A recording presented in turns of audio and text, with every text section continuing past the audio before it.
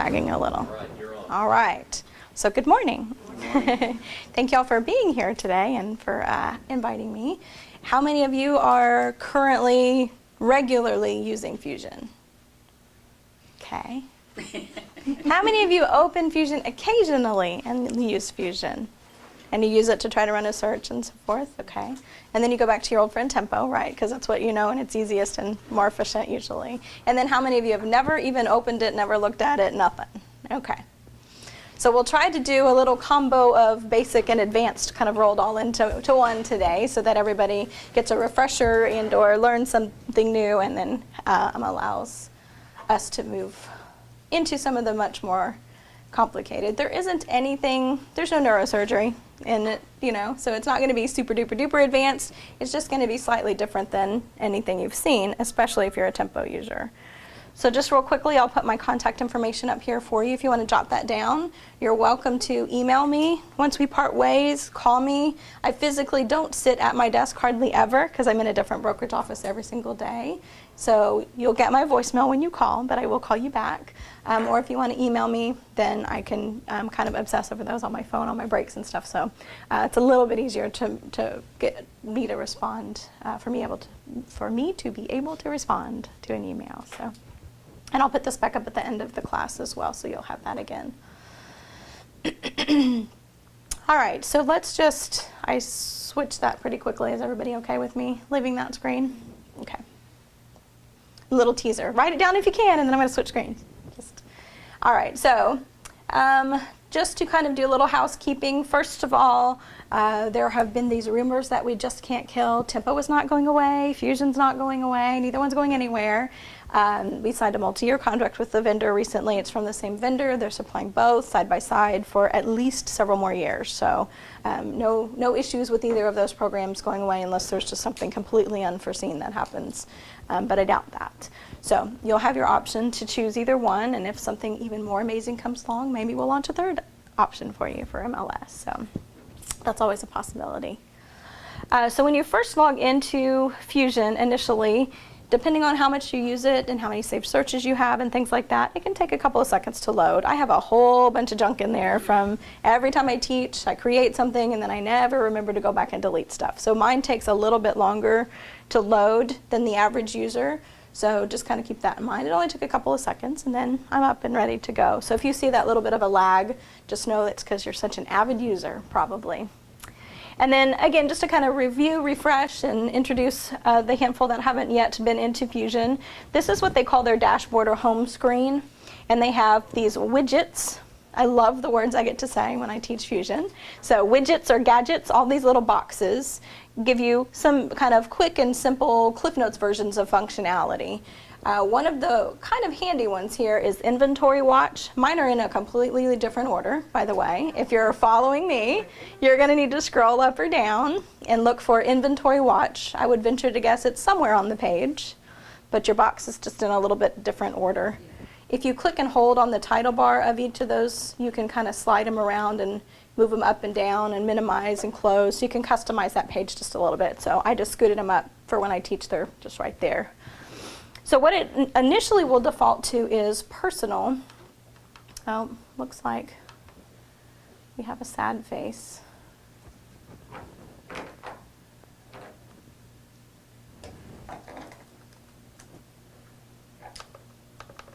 Sorry. I call my computer Old Bessie. Old Bessie's having a little issue, apparently. Okay, I don't need you to go to iCloud. I just need you to go away. And we'll wait for the poor, sad person. Okay. Technology is amazing when it works. All right. So as I was saying, the default will be personal on this Inventory Watch screen. And I hope someday you're so busy that you have so many active listings, you need a little widget to keep track of them. Odds are that's probably not necessarily going to be the case, though. No offense. Right down toward the bottom where it says sold within the last 6 months, whatever sale you participated in, whether you represented the listing side or the buying side or the landlord or the lessee, that's what would be represented here. I have nothing because we're always inactive when we work at HIR. We don't compete against y'all. So I don't have any actual numbers to show you, but that's a way that you might use that. And those that are about to expire in 14 days might be the other personal inventory piece that you use.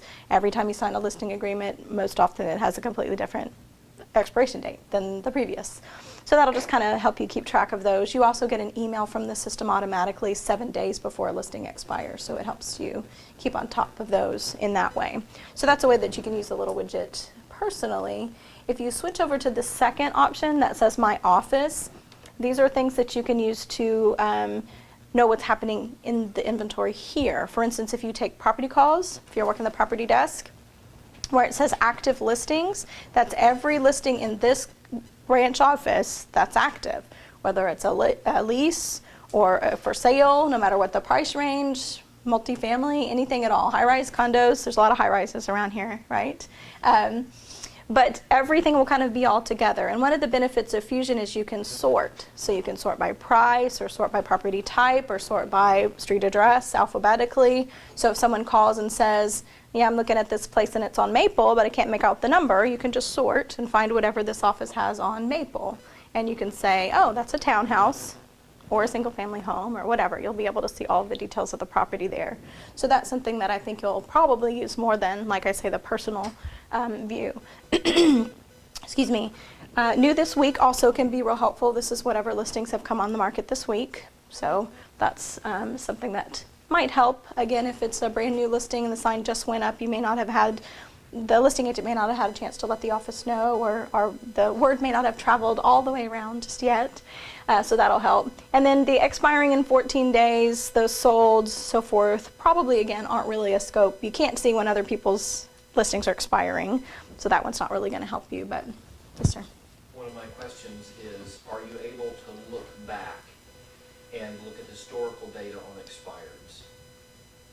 Can I find out what expired 6 months ago? You can. When you run a regular old quick search, you have the option to put an expiration date in there. Yes. So if you wanted to see what expired from June to December last year, you could see whatever expired during that date. Perfect. Yes. Kind of important, right? Okay. So that's your inventory watch. The only other option here is My Firm, and I'm not certain that this applies to y'all. Do you have the same managing broker over more than one location? Three. Okay, so if you look at My Firm, then this will work for you. It'll do the same thing that My Office does, but for all 3 locations. So everything that's active, available from all 3 of those branch locations will all be in that active area. So again, you could sort. If they're calling, they just randomly, ask Siri or something for the first Remax that they came across, and it's not this branch that has the listing, then you'll at least still have access to that information. But only those that your same managing broker is over. So every other Remax listing will be in there, for instance. Okay, so that's a nice, quick, easy way to kind of look at your inventory. Over here on the left of my screen, again, you'll probably have to scroll up and down just a bit. The hot sheet widget. Does anybody use the hot sheet? My Tempo folks, do y'all use the hot sheet reports in Tempo? Okay. Basically what a hot sheet is whatever has happened since midnight last night. So however many new listings or price changes or so on and so forth in MLS. So this is more a global report. This is no longer your personal inventory or related to Remax. It's just anything at all. Okay. If you look through the list here, you can see it starts with res, which in Fusion terminology is residential single family. In Tempo, it's SGL, single family. So the vernacular is a slight bit different, but nothing too crazy that you can't probably guess. C and D would be a townhome condo. Pardon me. And then a little further down, we get into land, which is a lot in Tempo. Multifamily, rentals, high-rises, all of those are represented here. Okay. And you can customize this just a bit right here where it says change my criteria. It'll initially default to all of everything, every single MLS area across the board, which is probably a little more than you're interested in. And you can see here I've tweaked it just a bit to be areas 23 and 24, which is kind of the memorial-ish area. of town. So you could put in just the 1 or 2 or a handful of MLS areas that represent where you're interested in tracking. So every time you open that little widget, every time you open Fusion rather, that little widget will just reflect what's happening in those areas. You can also pick whatever property type that you're interested in or not interested in. If you click something, it unselects it. If it's highlighted in blue, it is criteria. If it's not, then it's not. So if you're not interested in, condos or high-rises or acreage or whatever else, you can certainly just take those out. And then the event is new listings, price changes, properties that have expired, again, kind of tagging on to his question, things that have expired since midnight last night. So we need to give them just a little bit of time to be sure that somebody's not going to relist that, but it's good to be aware that a property has expired or come back on the market or had a price change and so forth. So that's the purpose of that little widget. And here's one of your biggest rules of thumb in Fusion. Never use the back arrow in your browser. I'm using Chrome, so it's grayed out. It doesn't even give me that option. In Internet Explorer or Firefox, you'll see the little back arrow. And if you do that, it'll make it very angry and it'll punish you by making you try to log back in like 3 times. So don't do that. In the top here, this little navigation menu, the tabs across the top, that's how you work your way through Fusion. So anytime you want to switch to a different section, you just click the little tab. So if I click Home, I go right back where I started. Okay. And one of the benefits of Fusion also is that you can change sections and you can do multiple things all at one time, and it doesn't forget any one of the things. So for instance, I could be searching for property for one of my customers and clients who's looking for some acreage, and I happen to be working property desk, so I get a phone call right in the middle of what I was doing and they're looking for rentals. I can have that search that I was in the middle of just kind of sit and wait for me, and then open a new tab, start a new search in the rental class, do whatever I need to do for that particular phone call, and then immediately be able to go right back where I left off with the previous search. And I'll show you that here in just a second as well. So that's kind of a nice little extra. So Marilyn, when you say a new tab, are you saying click on search again or open a new tab at the top of the page? You would just click the property class that you wanted. Yes. For instance, if I'm working in single family, I'll just do it. How about that? That'll help.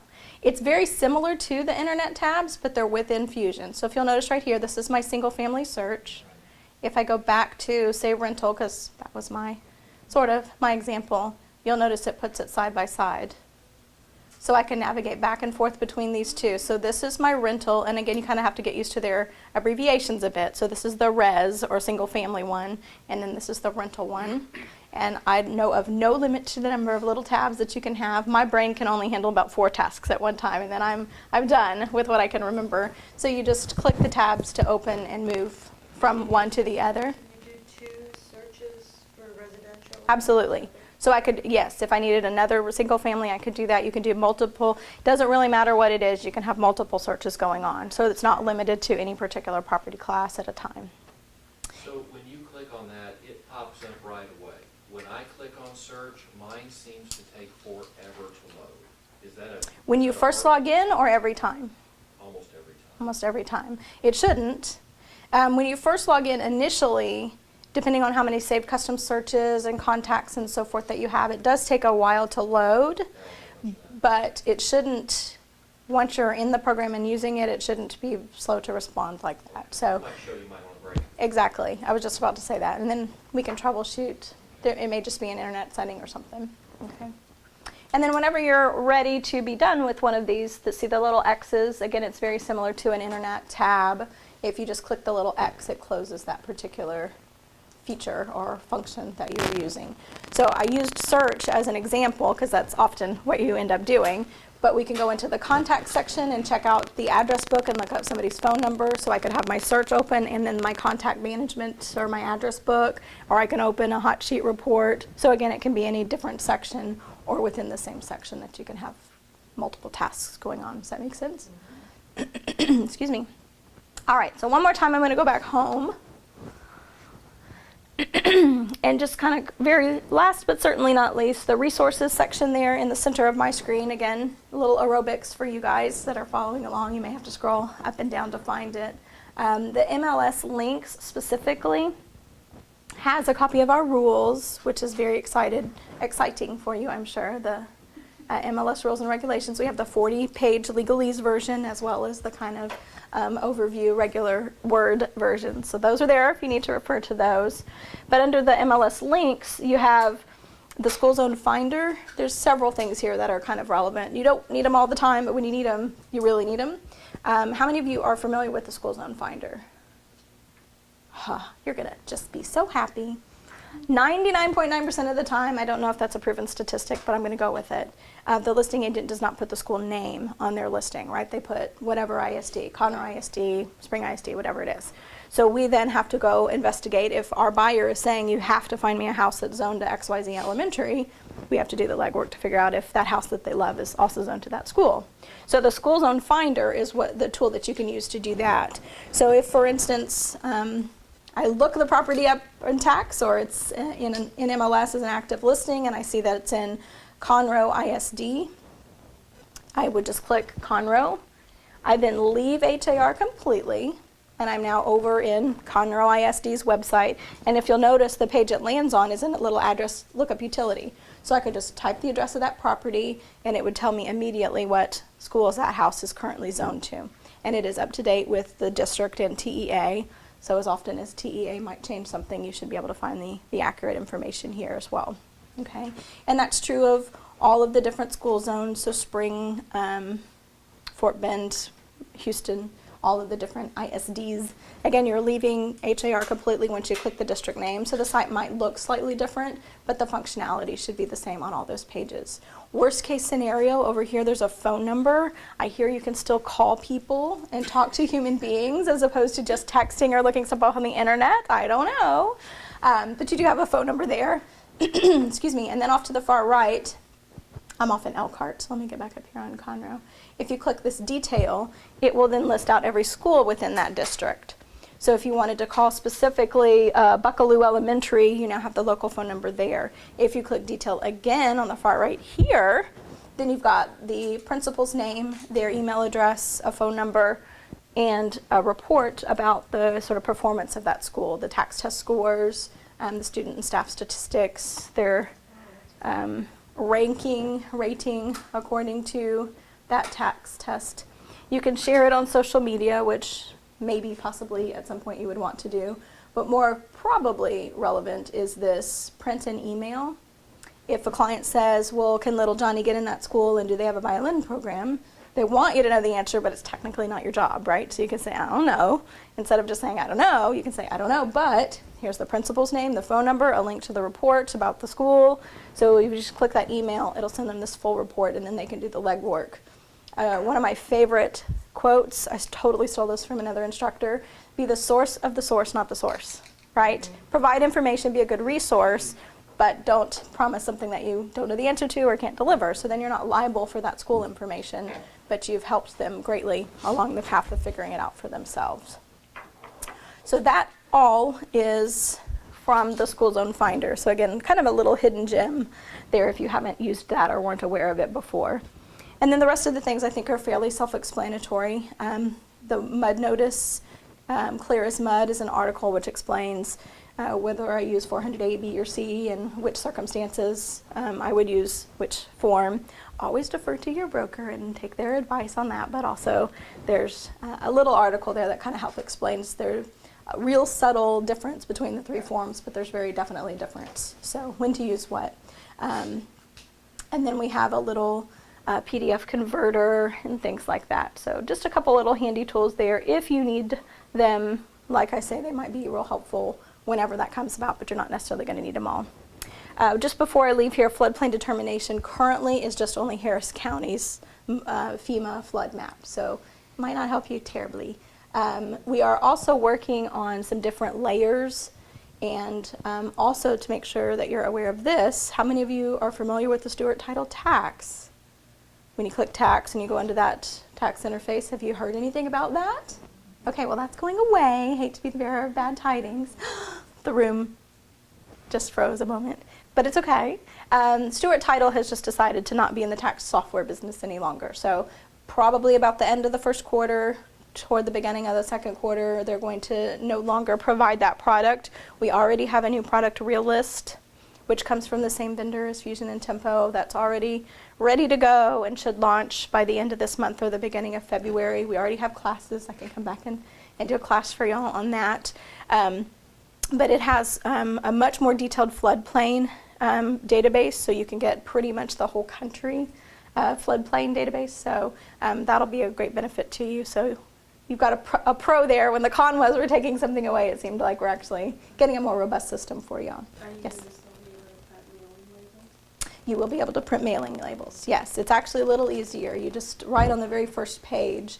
You can print it, you can email it, or you can choose label format. So it's a nice, simple process there.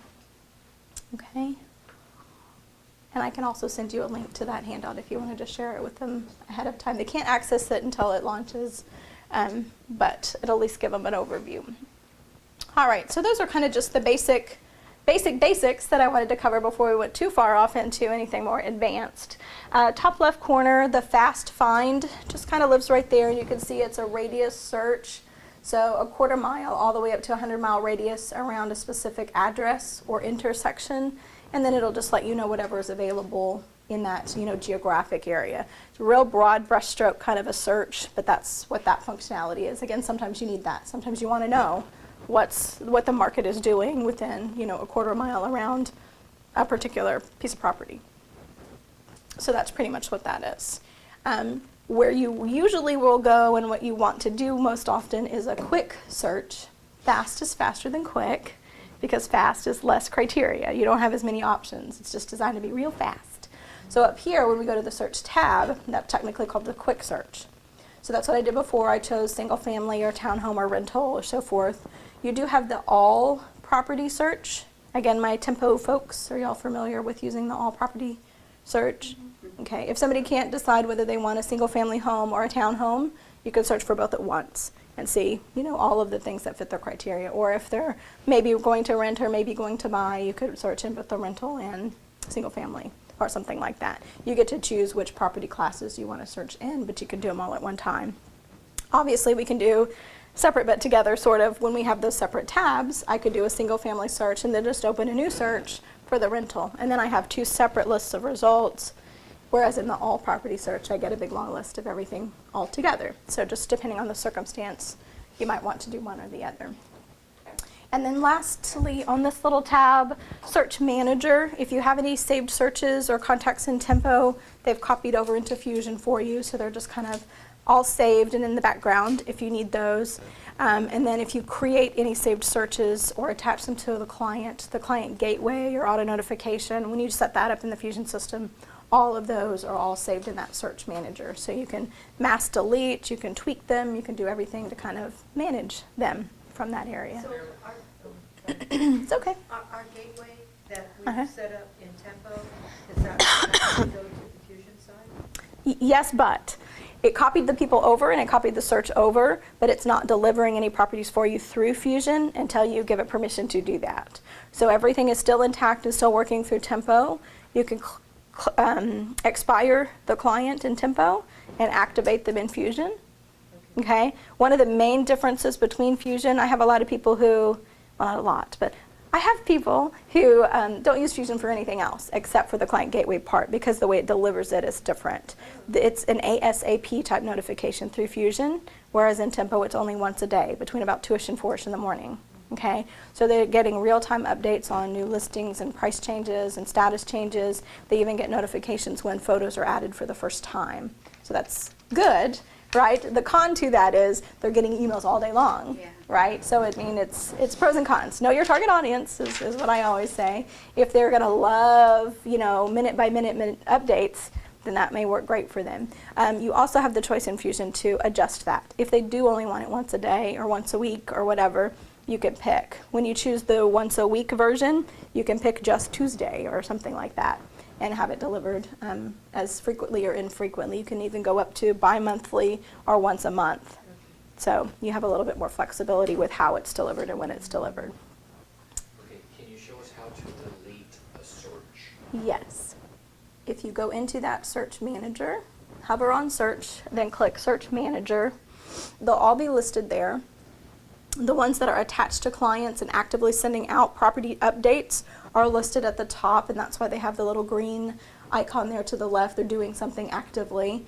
You, of course, might not have that just yet if you haven't activated any automated searches yet through Fusion. So you just simply find the search that you don't want anymore, search or searches, and here I've checked multiple, and then kind of hiding in plain sight, right here where it says Tools, Delete Searches, and it'll get rid of all three of those. So if you would have clicked on one of your contact people, would it delete that person's name also? It would delete the search and break it apart from that client. The contact record would still be intact. Yes, it just obviously turns off the notification because it doesn't have anything to search by anymore, but it does not get rid of your contact. Yeah, good question, right? Kind of a big important fact. Right. Who's my client? And then again, just to kind of point it out, you can see now I have my single family search right next to my search manager tabs there toward the top, so I can be working in those two different modules as well. That's one of the things I really like about Fusion, can you tell? All right, so once we click either single family or townhome or so forth, we've got basically the same screen. My mouse doesn't want to let go. The same screen as we have in Tempo. Again, I know I have just a handful that are Tempo users, but this is actually the same screen that goes back and forth across the screen in Tempo. It's just in a big long column. So all the major core fields are there. We have the status, the price, the stories, bedrooms, pool, bath, year built, all of that. It always defaults, both systems do, to what's available. So active, option pending, and pending continue to show, or the default statuses. But again, you've got this little drop down where you can click to select, click to unselect. So if you want to look at multiple statuses, you just click the ones that you want. If you notice, the abbreviations are slightly different also from Tempo, so whenever you get used to those, you can manually type them too. So if you typed ACT, comma OP, comma PSHO, that would work fine. I think it's somewhat easier to just click them from the list. Yes, ma'am. I'd like to know from you, what makes something categorized as option pending, continue to show, and pending? Okay, option pending is the first, second, and third stage, basically, of pending is what it boils down to. Option pending is, it's not a requirement, but they normally will buy an option period. So a buyer puts down some money and says, I want this little magic bubble where I completely change my mind and walk away with no ramifications other than turning over that option money. So they pay X dollars and they have the luxury of walking away from the deal. Pending continue to show means that period has expired. They are now pretty much in the contract. Anything else that's kind of unforeseen that might break the deal apart, like it doesn't pass inspection, or there's some major structural issues, or things that were completely out of the control of all parties, other than the buyer just chickening out and walking away, right? That's what pending continue to show is. We're moving forward now, we're in the second phase. And then pending is everything signed, sealed, all parties agreed on everything. We're literally just kind of sitting and waiting for our day at the closing table. Now, is there a requirement to transition for someone to go in and change this? It is not. You can go straight from active to pending. Right. It's, of course, circumstances. You have to just kind of consider the whole process there. Most buyers like the luxury of having that little option period, that safety net, to do what they need to do to make their inspections, to help them make a more firm final decision. But you can go straight from active, straight to pending, straight from active to OP. I'm saying, does HAR require you to go in there and actually change the status? It depends on you. If it's inactive, you have to put it in the first of the phases of pending that you want. So either from active to pending or active to OP or whatever. And then you put in an estimated closing date or an end of OP end date, option period ending date. So if you start with OP, the OP end date comes, it'll naturally progress into PS for you, PSHO. But if you went straight from active to pending continue to show, it'll take the estimated closing date to move it to pending for you. So it's... But it doesn't automatically do that. You have to go in and change. It does do that. Once you put it into whatever version of pending, then it'll use those two dates, like I say, to go into the next phase of pending. Because it'll ask you the dates. Correct. If I put it in option pending, then it says what's your OP end date. So 7, 10, 14 days, whatever that date is, once that date comes and goes, by midnight of that date, it will presume it needs to be in PS, HO, in this case. It's automatic. In Tempo, we have to go in and change that. It should be automatic in Tempo too. It's the same process. It's automatic. It's automatic. Yeah. Automatic, but It's it all seems to delay. dates driven. I never knew that. It seems to delay sometimes. It could be operator here. So Marilyn, Yes, I operate in how it should work up here more than anything, but. if the seller doesn't want any more showings, you can go straight from active into pending, or should you go ahead and go OP through the stages, but just put it in agent remarks, no more showings? I would, technically, there are, of course, I have to be real careful when I get into, legal advice and those types of things. But if they don't want any more showings, but there's still some parts of the transaction or the deal Right. that could be outstanding, that could make the deal fall apart, Right. we technically shouldn't put it in pending. Okay. But one can never guarantee that, right? Everything might seem like it is, and then so you put it in pending. But probably the better of the two choices, in my humble personal opinion, would be put it in pending, continue to show.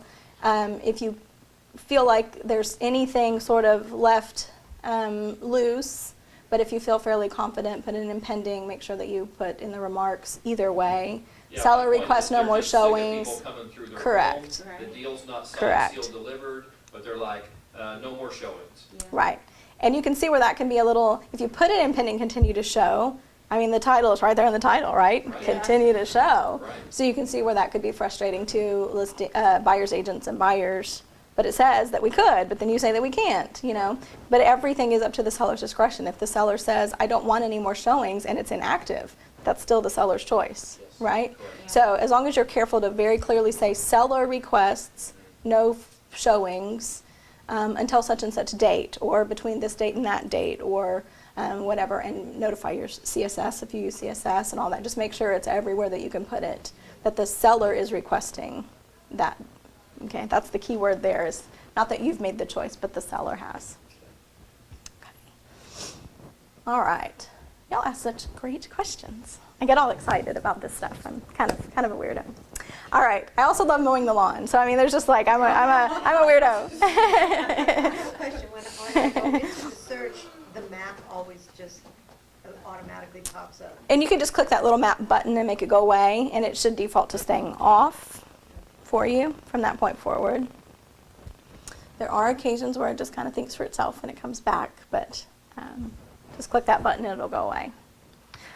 All right, so once we get our statuses chosen, now we'll go back to putting in our criteria. One of the things that's a little different between Tempo and Fusion is the price right here. You can see it's already got the thousands placed, the 000 at the end of the price, and in Tempo we have to type 350,000, right? For like a decade and a half, I was in that habit, and so that was like the biggest hurdle for me when I switched to Fusion, and having to train that was to not put it in the millions of dollars price range. So if I type 350 is what I just said. I don't need to put the last part, so it's already starting at 350,000. If you click the little button, you can turn that off. If you're in the rental class, for instance, right, they don't often end in 000, 950, 1275. It defaults actually, I think now, to turning that function off in the rental class, but you can just click there to turn it back off and on, just depending on how you'd like to use that. And I'm going to be just really broad in my criteria here just to get us a whole bunch of results. If you'll notice at the top, I've succeeded, right? There's a whole bunch of results. There is no search button in Fusion, it just is searching. So the moment I put a piece of criteria in there and either hit enter or tab or click to get to the next field, it'll search, okay? So this is a lot, right? I have 58,000 listings as a result so far, so I need to pare that down. So again, the more criteria I put in, the lower that number will go. So what MLS area am I in right now? 15. I knew that. I was just seeing if y'all were paying attention. And now we're down to 5,800 instead of 58,000, so that made a huge difference, right? One of the things that's really driving my number up, my results number up, is that I'm looking in the sold status, or closed status is what they refer to it as, but I have no closing date yet. So I'm looking at guaranteed at least 2 years worth of sold data, but we have a whole lot more than that. So it'll change that drastically once I specify a closing date. So I'm going to just start there and then kind of come back up. Closing date is at the very bottom of the list. Okay, in Tempo it's in the bottom right corner, almost to the very bottom of everything, and same thing sort of with Fusion. You can see there's a specific format that it wants if you're going to hand type the date. It must be 2 digits for month, 2 for day, 4 for year. Or Here's your second kind of rule of thumb for for Fusion. The smaller the icon, probably the more important it is, okay? So this little bitty, teeny tiny, itty bitty square is a calendar. If you click that, it gives you a little pop-up calendar. You can scroll back or forward and just click the date on the calendar. Also right here, one of the things that I'm not supposed to have an opinion in front of a class, but if I did, I might like this a lot. These little presets, 30, 60, 90 days back. So if I'm doing a CMA and I just need to look back, start with 3 months back, just click and you're automatically searching by that date. It'll put the correct format and all that once you click OK. And then again, instantly it begins searching. And now I'm down to a mere 319 instead of 5,800. And you'll notice it's green now. It's yellowish up there, but technically it's green. Anything below 500. The max results is 500 in Fusion. It's 250 in Tempo. So you can map, you can print, you can email 500. I don't know why you would want to map 500, but you could. Up to 500. So I'm under my limit now. So I've got green letters letting me know that. So now let me scroll back up to the top just a bit. Again, I put kind of a crazy-ish price range. I'll put just some bedrooms and bathrooms again, just for functionality's sake, to get us down to a lower number. Between 3 and 4 bedrooms, at least 2 baths. And I want to come down here and put yes for a pool, which will make kind of a big difference as well. And only 2-story homes. So now I have only 47 to look through, which is still kind of a long list, but way better than 318. Okay, so again, you can do a minimum, a maximum, you can do just a minimum, just a maximum, any number of pieces of criteria there that would fit your fit what you're looking for. One of the things that's, again, super high-tech stuff, kind of, not really, but if you'll notice, the fields I filled in are kind of yellowish in the background and the other ones are not. That's how you know that piece of criteria has been committed and is being used as a part of your search. If I click here for the maximum number of baths and put 3, it's not yellow, okay? It's not committed yet. I have to hit enter, tab, or click somewhere else to let the system know I'm done typing in that particular field. So if I hit enter, that's when it triggers it to then search, and it knows that I'm done with that field. So just kind of keep that in mind. And then off to the side here, this little pink eraser. I was in a class not too long ago where they were all so very young. They had no idea how exciting it was when you got your little pink eraser that first day in school. That was like my best day ever in school, but that's what that is. Off to the side, the little pink eraser will clear anything that you've written or selected in that field. And then kind of hiding in plain sight, this is one of your advanced functions. If you'll notice,